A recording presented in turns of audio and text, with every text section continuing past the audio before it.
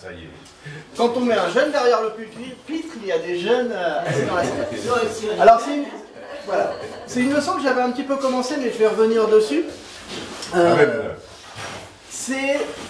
leçon, c'est comment interagir, comment voir, comment agir avec les autres chrétiens. Déjà comprendre quelle est notre relation avec les autres chrétiens. Et c'est bien pour les jeunes, c'est bien aussi pour les adultes, parce que à travers notre relation avec les autres chrétiens, on avait vu la dernière fois qu'en fin de compte, quand on acceptait Christ, on devenait enfant de Dieu. Quand on devient enfant de Dieu, on entre dans la famille de Dieu. Et en fin de compte, les autres chrétiens, c'est comme si c'était notre nouvelle famille, nos frères, nos sœurs. Mais comment on agit dans une famille? Est-ce qu'on sait comment on doit se comporter dans une famille? Qu'est-ce qu'on doit faire dans une famille? Quels sont nos devoirs? Comment on considère les autres? Eh bien, on va voir tout ça dans cette leçon. Je vais essayer de la concentrer un petit peu dans l'heure qui m'est impartie. Mais c'est très très intéressant de comparer cette leçon avec votre famille personnelle et vos proches. Alors, on avait vu qu'on devenait enfant de Dieu, et donc les autres chrétiens devenaient des frères et sœurs. Et comme les frères et sœurs, eh bien, on a une relation très spéciale avec eux. On a une unité très spéciale. Pour voir dans la Bible pourquoi on a de nouveaux frères et de nouvelles sœurs, on avait parlé de passages en Hébreux, chapitre 2, versets 9 et 12, mais bon, je pense que vous savez un petit peu ce que c'est. Un arbre généalogique, donc on voit les nouveaux frères et sœurs qui sont dans la famille de Dieu. On avait parlé un petit peu qu'ils étaient aussi nos collaborateurs. Paul, il parle qu'il travaille avec ses frères et sœurs. Pourquoi? Pour emmener la parole de Dieu. Et effectivement, dans une famille, vos frères et sœurs, eh bien, des fois, il faut travailler ensemble pour que la famille marche bien, pour que la famille avance, pour faire les tâches ménagères, pour faire prendre soin les uns des autres. On travaille ensemble, on vit ensemble, on est ensemble. Et bien, c'est pareil pour les chrétiens, c'est pareil pour la famille. Et vous savez, je me suis amusé, enfin c'est Amélie, qui s'est amusée à chercher le nom de Moga sur Internet, et j'ai cherché un petit peu, je voulais vous présenter mon arbre généalogique. Et je vais vous présenter mon frère.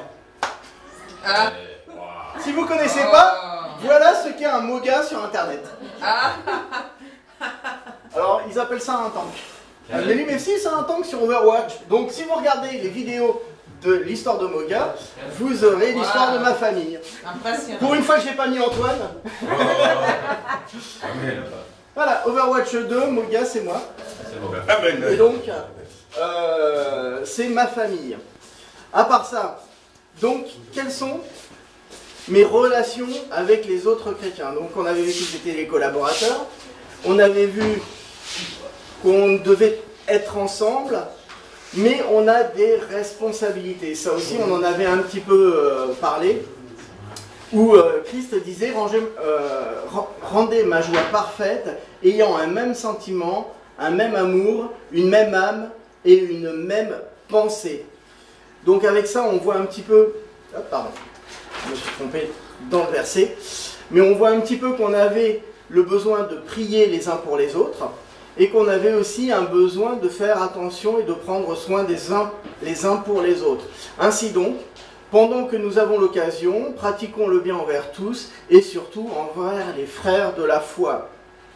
Pratiquer le bien, on voit ça en Romains chapitre 12, verset 13, pour ceux qui sont de votre famille, et prendre soin de vos frères et sœurs, de votre famille, eh bien, c'est une bonne chose, ça aide aussi à avoir une belle famille, aussi bien individuellement que de tout le corps de Christ. On voit ça en Actes chapitre 11, versets 27 et 30. Et aussi bien spirituellement, à édifier, à encourager, à soutenir les frères et les sœurs. Pareil, dans votre famille, vous pouvez avoir un frère, une sœur qui va pas bien, qui passe à travers de difficultés.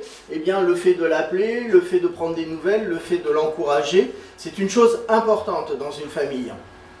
On avait vu aussi que cet encouragement devait se faire dans l'humilité. C'est pas la peine de dire, ouais, bah tu vois, moi j'ai réussi, toi tu n'y arrives pas, t'es un moins que rien. Continue. C'est pas vraiment les phrases ou les mots qui sont bien. Et on voit aussi donc, dans la Bible que cet encouragement, hein, c'était toujours Paul qui encourageait tous les frères et sœurs, les églises, à aller, à avancer. Mais il ne se disait pas, c'est parce que je suis l'apôtre, c'est moi qui commande, faites ce que je dis. Il le faisait par amour, donc c'était avec beaucoup d'humilité. On devait aussi servir les uns et les autres, avec humilité aussi. Quand on aide quelqu'un, c'est pas pour attendre quelque chose en retour. Si on fait quelque chose pour quelqu'un, si on fait quelque chose, si on prend le tour de vaisselle de son frère ou de sa sœur, c'est pas pour que après ils prennent pendant une semaine le mien.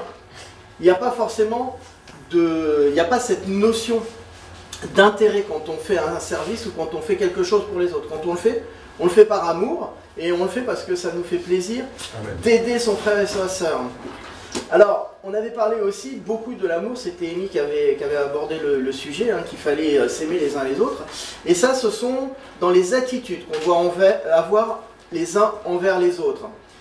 Et dans ces attitudes, 1 Pierre chapitre 4 verset 8 nous dit « Avant tout, ayez les uns pour les autres une ardente charité, car la charité couvre une multitude de péchés. » Et Amy c'était qui? Désolé, je ne sais plus, on avait parlé, ramenez ça à Acte 13, le verset de l'amour, la charité.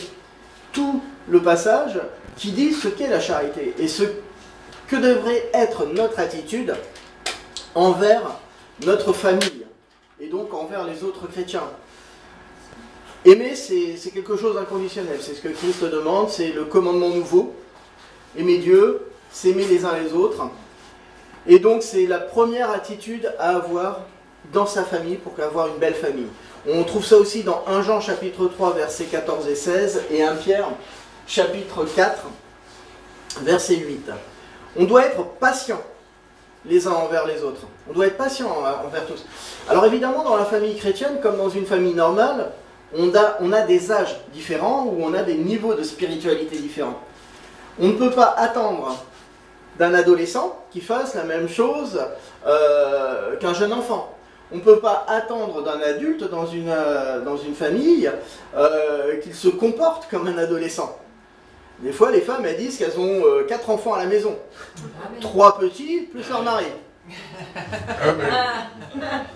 On dit jamais ça, nous, les hommes, qu'on a plein d'enfants dans la maison. On dit bien qu'on est un enfant, qu'on est toujours jeune, mais voilà, il y a des attitudes qui sont importantes. Mais il faut aussi comprendre que s'il ne le fait pas, c'est peut-être pas qu'il en a les capacités. Et dans la famille en Christ, on ne peut pas tous agir pareillement.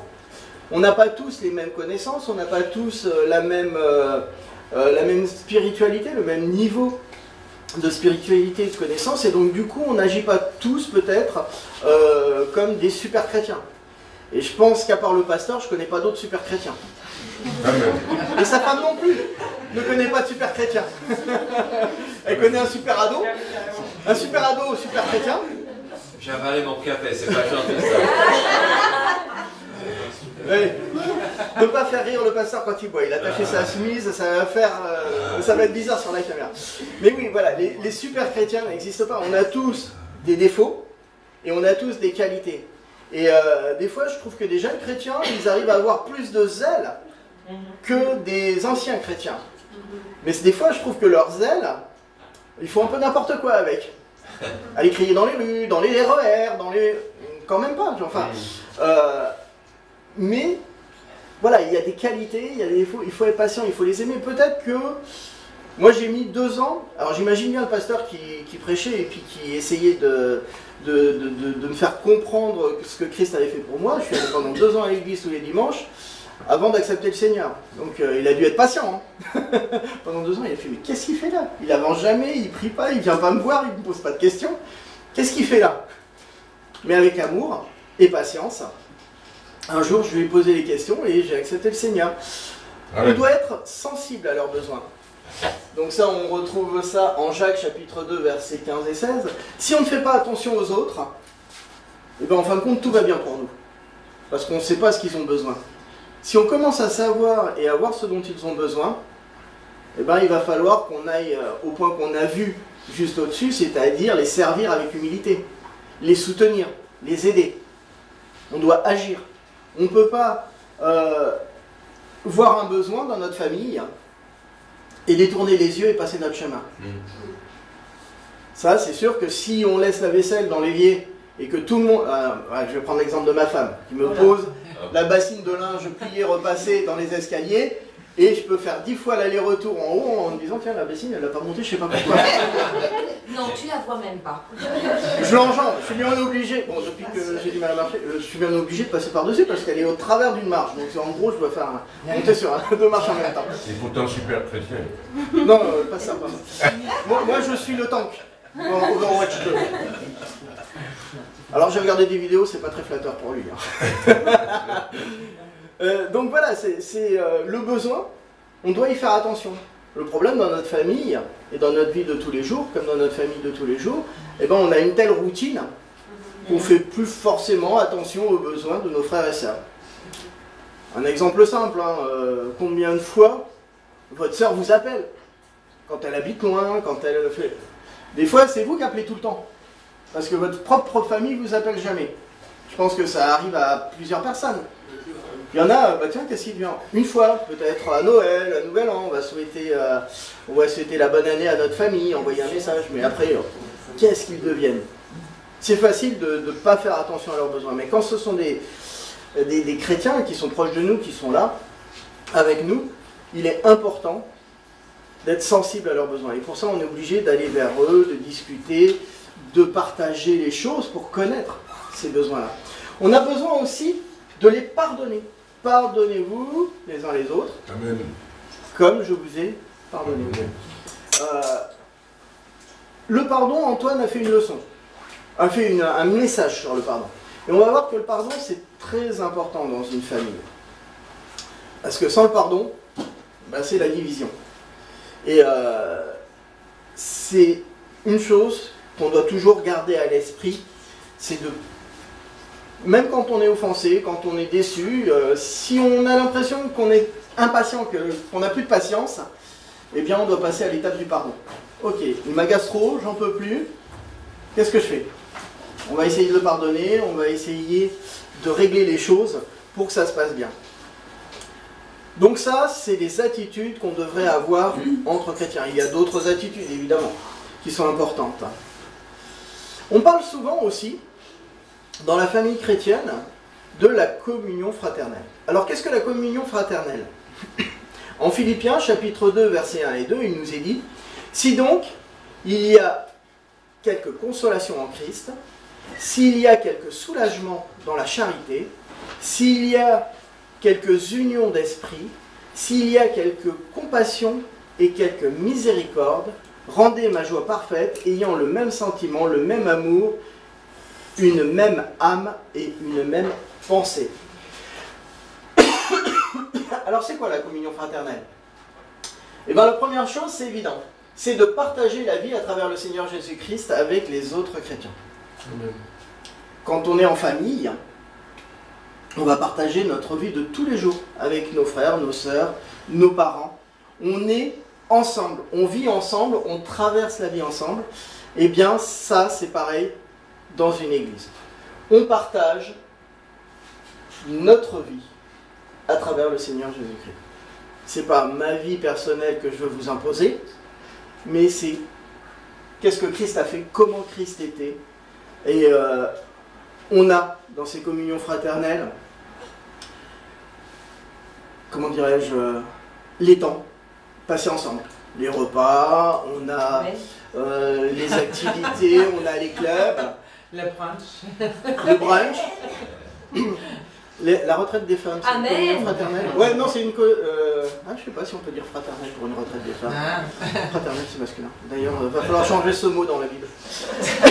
Une communion fraternelle, donc...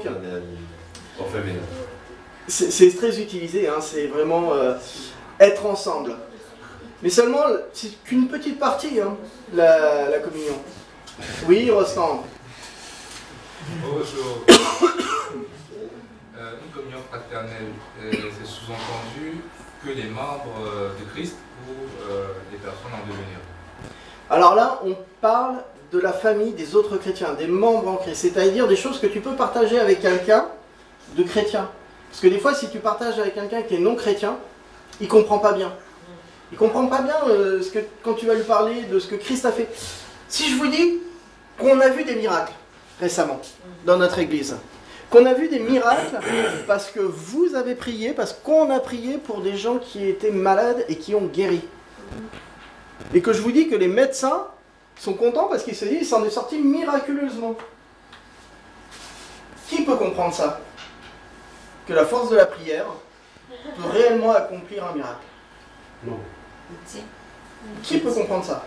Que les chrétiens. Qui peut comprendre quand on va dire que Christ m'a transformé, a changé ma vie? Les gens sauvés. Donc tous les autres qui n'ont pas levé la main, ils ne sont pas sauvés. T'as pris les noms? Il faudra leur parler après. Mais, comme dirait Antoine, hein, mon frère, c'est tellement personnel, notre relation avec Dieu, que personne ne peut la comprendre, sauf un autre chrétien. Ce qu'Antoine est devenu, ce que vous êtes devenu, ce que je suis devenu, eh ben, je ne l'aurais jamais imaginé, je ne l'aurais même pas envisagé. Et quand je disais à ma mère que j'allais tous les dimanches à l'église et que je prenais ma mobilette pour faire 40 km, donc je partais très tôt le matin, des fois je dormais même chez un copain pour aller à l'église le dimanche matin, et tout ça pour pas accepter Christ, hein, juste pour écouter le pasteur. Pour te dire que le pasteur c'est un super chrétien qui est intéressant. Eh bien, ma mère ne m'a jamais cru. Elle était persuadée que j'allais jouer au flipper au café le matin, le dimanche matin. J'ai dû dire à ma soeur, bah, viens à l'église, tu verras bien que j'y suis, et que tout le monde me connaît. Les gens ne peuvent pas comprendre. C'est pour ça, tu vois, c'est vraiment une relation très spéciale dans une famille, et entre chrétiens, c'est encore plus spécial. Alors... Elisabeth, si je peux. Oui.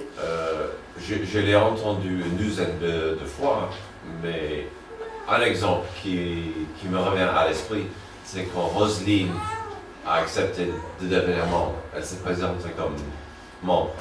Elle a dit, la chose qui m'a attiré à cette église, je savais que je voulais en faire partie, c'était l'amour fraternel dans l'église. Que j'ai jamais vraiment connu auparavant dans une église. Amen.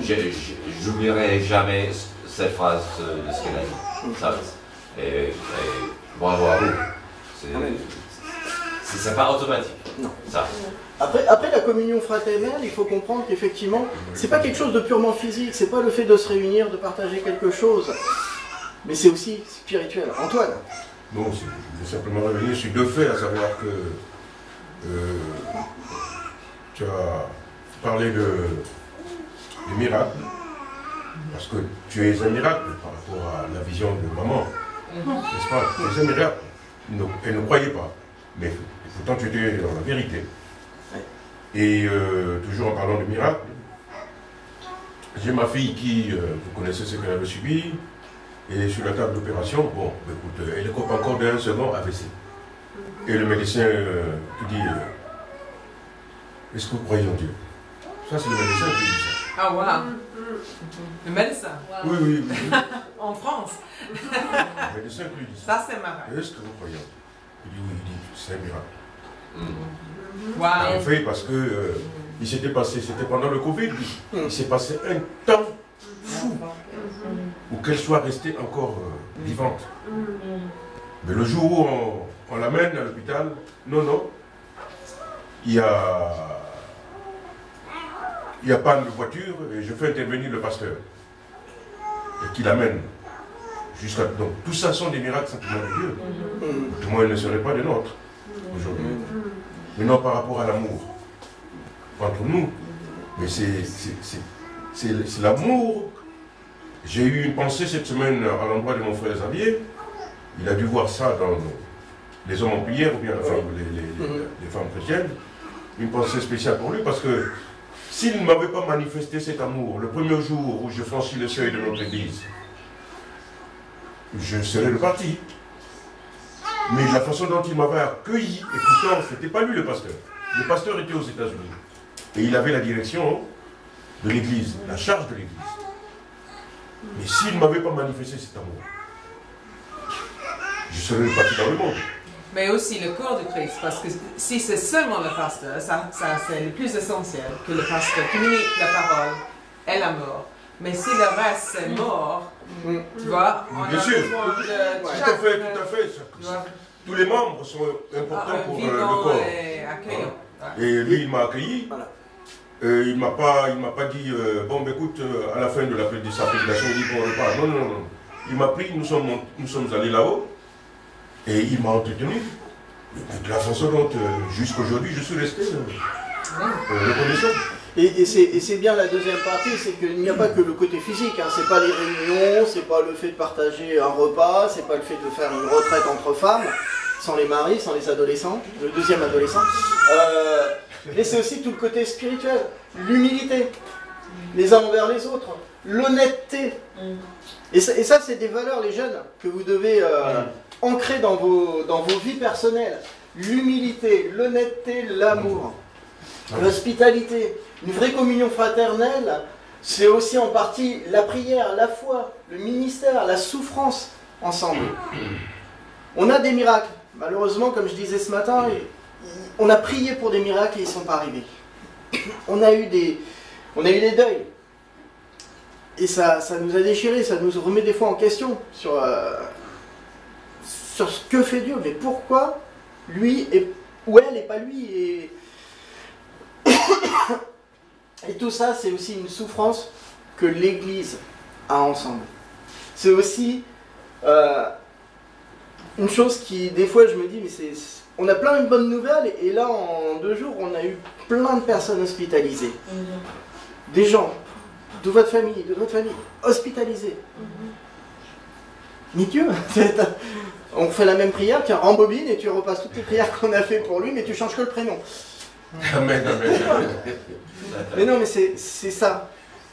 On ne sait pas pourquoi, mais on sait que dans la communion fraternelle, on a un soutien à avoir les uns envers les autres. L'humilité, Philippiens 2, 3, 8, l'honnêteté, l'amour, ce sont vraiment des piliers qui peuvent faire qu'une famille, elle sera belle. Mais que votre famille sera belle aussi. Soyez honnête envers vos frères et vos sœurs et vos parents. Soyez humbles. N'attendez pas, ne faites pas quelque chose par intérêt pour votre famille. Hein. Amen. Amen. Aimez-vous. Aimez vos frères, aimez vos sœurs, aimez vos parents. Bon, alors certains frères, c'est plus compliqué que d'autres. Hein? Et quand il y a besoin, ben, soutenez vos frères et vos sœurs. Ça, c'est l'attitude qu'on doit avoir envers les autres chrétiens. C'est comme ça qu'on aura et qu'il peut y avoir une belle famille en Christ. Alors évidemment, c'est pas toujours facile. Et on va aborder le sujet des problèmes. On ne peut pas aimer tout le monde. Et des fois, ça se passe pas forcément bien avec tout le monde. Pourquoi ça marche pas? Pourquoi les gens commencent à se diviser dans une église? Pourquoi il y a des églises qui explosent en vol? Et pourquoi il y a des familles qui explosent en vol? Pourquoi il y a tant de problèmes dans les familles maintenant? Parents, enfants, frères, sœurs. Et ça se dispute. Et pourquoi ça se dispute, les ados?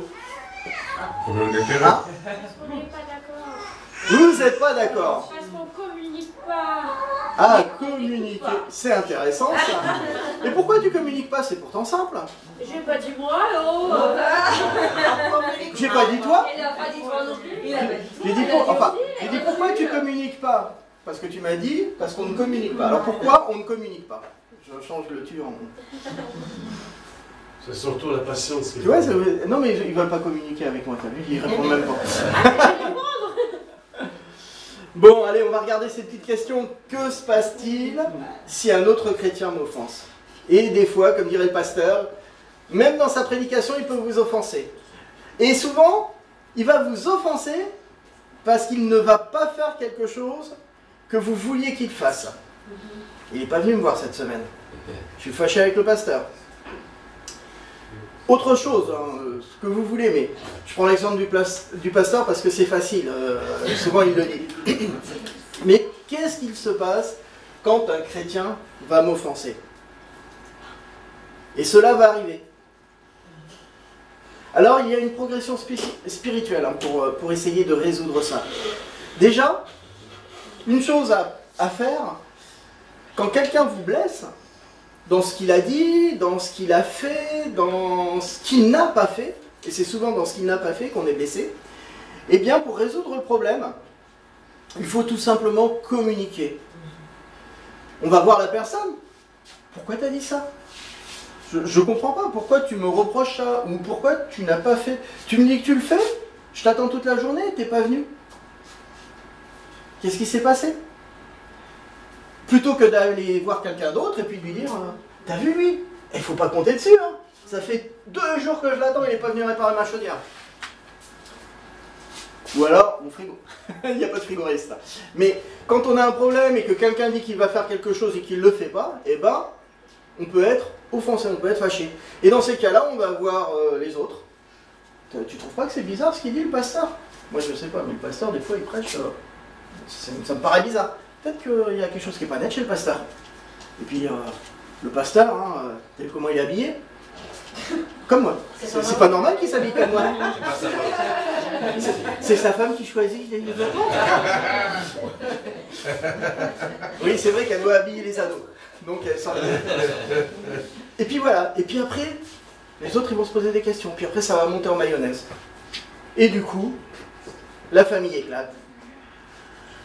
Je dirais l'église va éclater. Nous avons suivi le même cas parce que la doctrine au sein de l'église avait failli changer. Vous vous souvenez, moi j'étais au Congo en ce temps-là, et quand j'arrive, on m'expose la situation derrière. C'est parce qu'on a voulu introduire une nouvelle doctrine au sein de l'église, et les amis n'étaient pas d'accord, et à juste titre d'ailleurs. Souvent aussi on interprète ce que quelqu'un nous dit quelque chose, et nous, chut, on interprète. C'est vrai qu'au lieu de laisser faire le film dans sa tête, de se dire « Ah, il a dit ça parce qu'il voulait... » Il vaut mieux aller le voir parce que souvent c'est un malentendu. C'est ça. On va dire, je prends l'exemple du pasteur, c'est gratuit. Le pasteur, il prêche pas sur l'amour. Enfin, pasteur, tu devrais prêcher sur l'amour. Et là, le pasteur, il va dire, comment ça, je fais pas mon boulot? Je prêche pas la Bible? Qu'est-ce que tu viens me dire de ce que je vais devoir prêcher? Soit il me le dit, ou soit il va dire aux autres, bah t'as vu Xavier, il est en train de dire que je fais pas mon boulot, et lui qu'est-ce qu'il fait? Bah il fait rien. Il est là qu'une fois par semaine.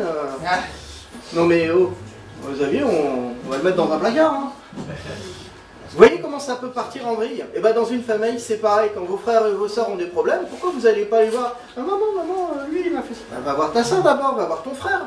Essaye de comprendre pourquoi il a fait ça. Alors évidemment, des fois, chacun a ses raisons.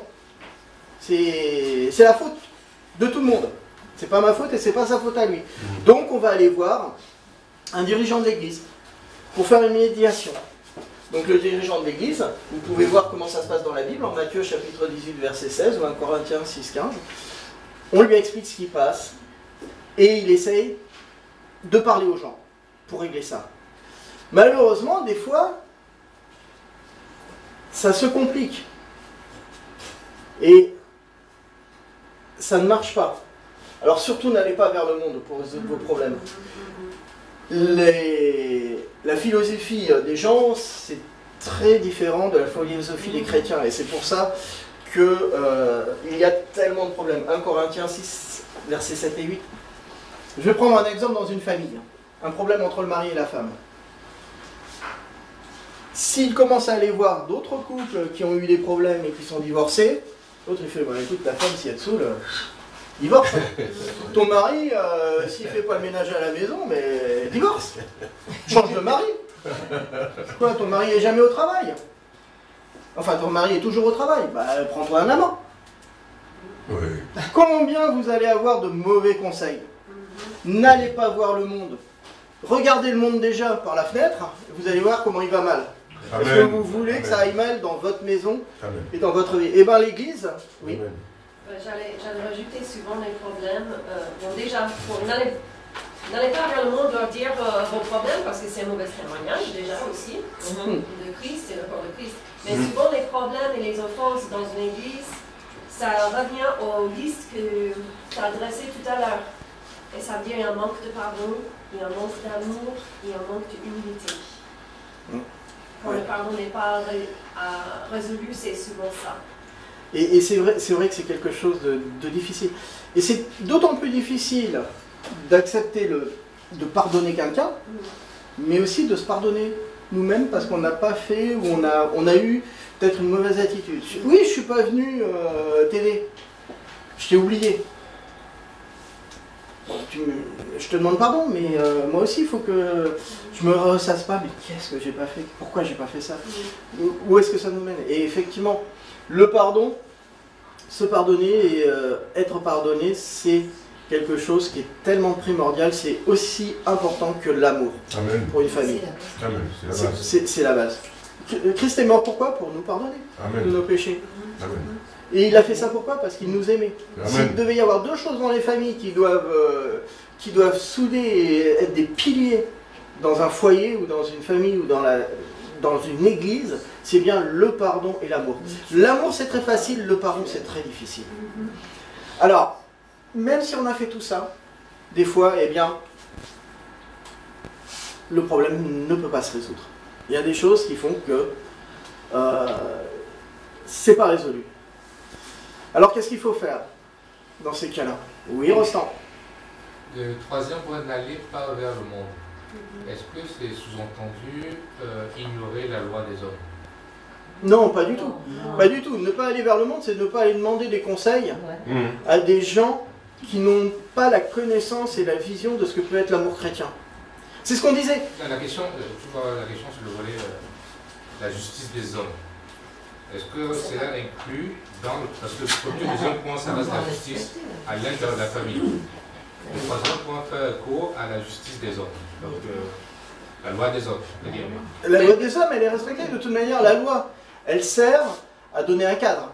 Elle sert à, je dirais, quand il y a les limites qui sont dépassées, à agir. Tu voles, tu es arrêté, tu pars en prison, c'est la loi. Il n'y a rien à voir avec la relation dans une famille. Mais il parle, est-ce que c'est Paul qui parle, on ne veut pas aux tribunaux comme les non-chrétiens. Donc c'est beaucoup mieux si on peut régler la situation avant ça. Parce que là, c'est dans les tribunaux. Mais oui, bien sûr, si quelqu'un fait du mal, abuse un enfant, des choses comme ça, bien sûr. Mais l'idéal, c'est qu'on n'a pas besoin d'utiliser les tribunaux parce qu'on règle les choses dans l'église avec les uns les autres pour faire ça. Mais le frère Xavier a utilisé une image qui est importante quand il dit regardez à travers la fenêtre, comme ça vous allez voir le fonctionnement du monde, comment il est, n'est-ce pas? Regardez à travers la fenêtre. La justice du monde n'est pas une justice toujours bonne. Est-ce qu'elle est juste? Elle n'est pas juste parce que pour le même fait, en Angleterre, on punit de telle sorte, aux États-Unis de telle autre sorte, en France de telle sorte. Pour le même fait.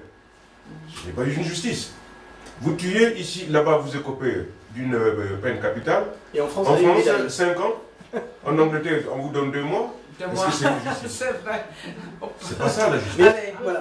Et puis par contre, quand effectivement la justice doit être appliquée, et puis ça on peut le voir après, si le problème n'est pas résolu, il y a un vol dans l'église. Il y a un vol dans l'église, la personne ne peut pas restituer, la justice des hommes va s'appliquer. Mais on a dit au départ, si le pasteur peut faire la médiation et régler le problème, sans que ça soit la justice du monde qui le règle, le problème est réglé, il n'y a plus besoin de l'emmener vers la justice. Si le problème n'est pas réglé, il est emmené à la justice du monde. Il y a ce verset qui dit Romains 13, 1 à 7, chacun doit se soumettre aux autorités qui exercent le pouvoir. Toute autorité vient de Dieu. Amen. Celles qui existent ont été établies par lui. Oui, donc les autorités, c'est comme Jésus quand il a dit, mais c'est qui est dessiné sur la pièce? C'est la tête de... Rendez à César ce qui appartient à César. Donc vous voyez, on ne doit pas s'opposer, mais on doit tout faire pour l'éviter. S'il y a une dispute dans une famille, si les parents emmènent les enfants aux tribunaux, c'est bizarre. Mais par contre, si les parents prennent les 2 enfants, va discuter avec l'un, va discuter avec l'autre, va mettre les 2 dans la même pièce avec le parent en face et dire, bon, qu'est-ce qu'on fait maintenant? Est-ce qu'on en reste chacun dans sa chambre, vous ne vous parlez plus, ou on règle le problème? Qu'est-ce que tu lui as pris? Qu'est-ce que tu lui as fait? Et pourquoi tu lui as fait ça? Ah, je n'avais pas compris. Et voilà, et on se pardonne. Et avec l'amour, on repasse en disant, je suis désolé, je recommence pas, et on redémarre. Après, si on veut être fâché, on est fâché. Et dans ces cas-là, eh bien, il va falloir accepter la faute personnellement. 1 Corinthiens, chapitre 6, versets 7 et 8. Ouais. Le pasteur, il le dit souvent. Si je vous ai blessé, je vous demande pardon. Je ne sais pas ce que j'ai fait ou ce que j'ai pas fait, mais j'en suis vraiment désolé. Et oui, c'est comme ça des fois. Parce que les gens, ils sont partis, ils sont trop fâchés et ils veulent plus rien entendre. Ils ont fermé leurs écoutilles, les oreilles. On donne cette situation au Seigneur Jésus-Christ. Il s'en occupera justement. Ok, moi je peux rien faire. Seigneur, occupe-toi de ce problème. Et que ta justice soit faite dans notre Église. Que ta justice soit faite dans notre famille. Mais attention, la justice de Dieu, hein, c'est comme le pasteur, c'est demander que la foudre tombe sur les méchants. Non, c'est pas ça. Mais des fois, les gens qui sont méchants, il leur arrive plein de problèmes quand on commence à prier, à les remettre entre les mains de Dieu.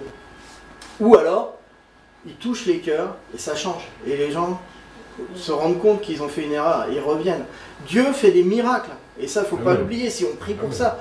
Remettez et donnez au Seigneur Jésus-Christ vos problèmes et ces problèmes non résolus. Lui, il peut faire des choses. Est-ce qu'il y a quelqu'un qui peut lire, parce que j'ai l'onglet ici, le début de 1 Corinthiens 6, ça parle 1 Corinthiens 6, 7 le et 8. premier 2 versets, je crois. Parce que c'est le même. 1 Corinthiens 6, 1 et 2. Oui. 1 Corinthiens 6, 1 et 2. 1 et 2. Et puis on doit terminer avec ça. Oui. S'il vous plaît. Et j'arrête avec les deux dernières choses. Donc. Alors, en attendant que tu le lises, il y a le pardon de son frère et de sa sœur. S'il ne l'accepte pas, c'est pas grave. Mais vous devez lui demander pardon et le pardonner. Et ensuite, gardez toujours la prière. Mais la prière, le pardon, l'amour, tout ça, on les a revus dans notre relation avec les autres chrétiens. C'est ça qui est important. Notre relation en famille est aussi importante que notre relation en chrétien. Et avoir une belle famille, ça peut être aussi avoir une belle église et avoir une belle vie dans une communion fraternelle tous ensemble. Voilà ce que dit la Bible sur la famille, ce que je voulais partager ce matin avec vous. Vas-y, lis-le, Amélie, s'il te plaît. Alors, 1 Corinthiens 6, 1 et 2, c'est ça. Lorsque l'un de vous a un différend avec un frère ou une sœur, comment ose-t-il le citer en justice devant des juges incroyants au lieu de recourir à l'arbitrage des membres du peuple saint? Ignorez-vous que ceux-ci auront un jour à juger le monde? Si donc vous êtes destinés à être les juges du monde, seriez-vous incapables de vous prononcer sur des questions bien moins importantes? Ne savez-vous pas que nous jugerons même les anges et nous serions incompétents pour les affaires de la vie présente? Amen. C'est la médiation avec le pasteur dont on parlait tout à l'heure. Je vous remercie. Non, je vais vous laisser prendre un petit peu de temps avec votre famille. Merci beaucoup. Merci.